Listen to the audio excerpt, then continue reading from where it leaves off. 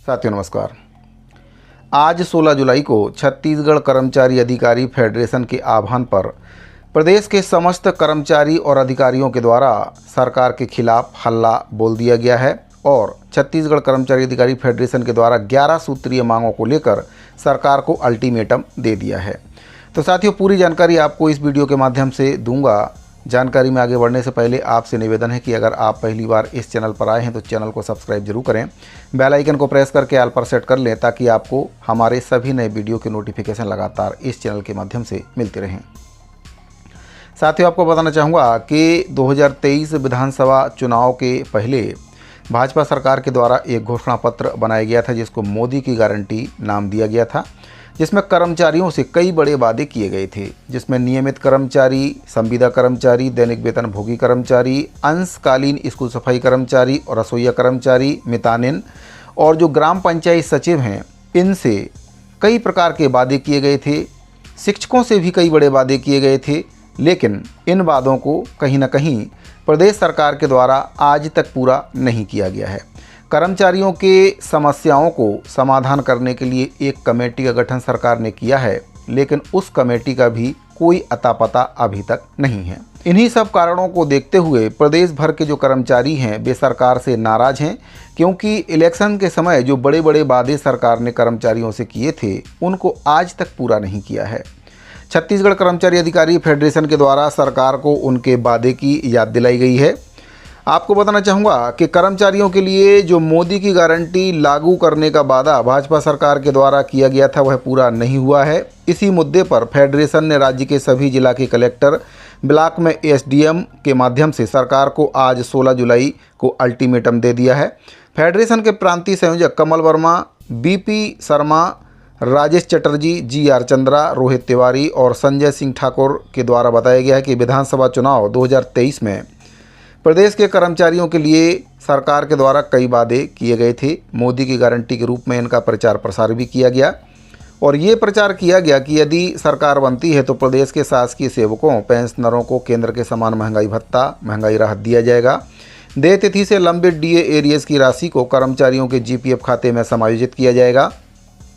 अनियमित संविदा, दैनिक वेतन भोगी, अतिथि शिक्षक, इन सभी संवर्ग के कर्मचारियों का नियमितीकरण किया जाएगा।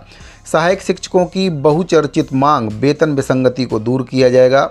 पंचायत सचिवों का शासकीयकरण किया जाएगा। तृतीय और चतुर्थ वर्ग के पुलिस कर्मचारियों के आवास के लिए पुलिस कल्याण कोष को सशक्त किया जाएगा।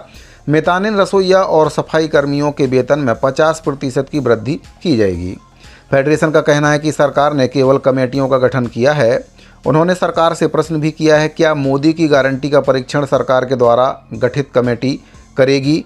फेडरेशन का कहना है कि वेतन विसंगति और कर्मचारियों के ज्वलंत मुद्दों के निराकरण करने के लिए जो कमेटी गठित की गई थी, पिंगुआ कमेटी, उसका निष्कर्ष अभी तक लंबित है। कोई भी निष्कर्ष उसका नहीं निकला है। छत्तीसगढ़ के कर्मचारी अधिकारी 4 स्तरीय वेतनमान के सेवा लाभ से अभी भी वंचित हैं, जबकि मध्य प्रदेश में ये कर्मचारियों को दिया जा रहा है।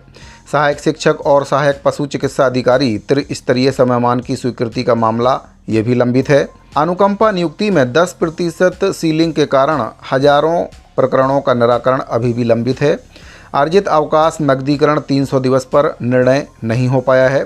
कर्मचारियों का भविष्य पेंशन लाभ से जुड़ा बेहद संवेदनशील मामला है। एनपीएस और ओपीएस पर सरकार की नीति गलत है। एनपीएस कटौती तिथि से ओपीएस के लिए सेवाकाल गणना पर फेडरेशन का सुझाव अनिर्णय की स्थिति में है। कार्यालयों में स्वीकृत वर्षों पुराने सेटअप पुनरीक्षित नहीं होने से कर्मचारियों पर अत्यधिक वर्कलोड बढ़ गया है। सरकार कार्यभारी संविदा, दैनिक वेतनभोगी कर्मचारियों का नियमितीकरण नहीं कर रही है, जिससे उनका भविष्य अंधकारमय हो गया है। वहीं पर पंचायत सचिवों का शासकीयकरण सरकार के द्वारा नहीं किया गया है, सिर्फ उनको आश्वासन देकर सरकार ने चुप्पी साध ली है। फेडरेशन ने इन सभी तमाम मुद्दों को लेकर 11 सूत्रीय मांगों का एक मांग पत्र सरकार को दिया है और सरकार से कहा है कि यदि सरकार इन सभी समस्याओं का समाधान नहीं करती है, इस पर निर्णय नहीं लेती है, तो फिर 22 अगस्त 2025 को काम बंद कलम बंद हड़ताल का आगाज किया जाएगा। साथियों, आपको बताना चाहूँगा, सरकार कोई भी हो, जब इलेक्शन आते हैं तब वे कर्मचारियों से बड़े बड़े लोक लुभावने वादे करते हैं और जब उनकी सरकार बन जाती है तो कर्मचारियों की मांगों को कहीं ना कहीं साइड में रख दिया जाता है। उनको कोई सुनवाई नहीं की जाती है, केवल किया जाता है तो एक ही काम किया जाता है, चाहे पूर्ववर्ती सरकार हो या फिर वर्तमान में जो सरकार है वो हो। कमेटी बनाने का जो खेल है वह कर्मचारियों के साथ खेला जाता है और इस खेल को पूरे 5 साल तक खेला जाता है। जब फिर से इलेक्शन का समय आता है तब सरकारों के द्वारा कर्मचारियों को फिर से एक बार लॉलीपॉप देने का काम किया जाता है कि आप हमें फिर से जिताइए और अब की बार हमारी सरकार बनेगी तो हम पक्का आपकी मांगों को पूरा कर देंगे। लेकिन ये प्रक्रिया निरंतर चलती रहती है। साथियों, कर्मचारियों को समझना होगा कि इस प्रकार के जो लोक लुभावने वादे हैं उनसे सतर्क रहें और अगर कोई सरकार ये वादा कर्मचारियों से एक नियमित समय अवधि में करती है तो फिर सरकार से उस वादे को पूरा कराने की मांग कर्मचारियों को करना चाहिए। तो छत्तीसगढ़ कर्मचारी अधिकारी फेडरेशन के द्वारा 11 सूत्रीय मांगों को लेकर सरकार को अल्टीमेटम दे दिया गया है और अगर सरकार इन मांगों पर जल्दी ही निर्णय नहीं लेती है तो फिर छत्तीसगढ़ कर्मचारी अधिकारी फेडरेशन के द्वारा उग्र आंदोलन भी किया जा सकता है।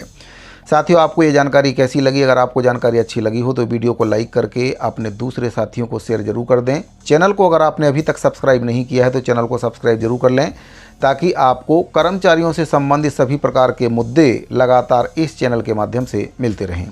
इस वीडियो फिलहाल इतना ही, मिलते हैं अगले वीडियो में। अभी के लिए दीजिए इजाज़त। धन्यवाद।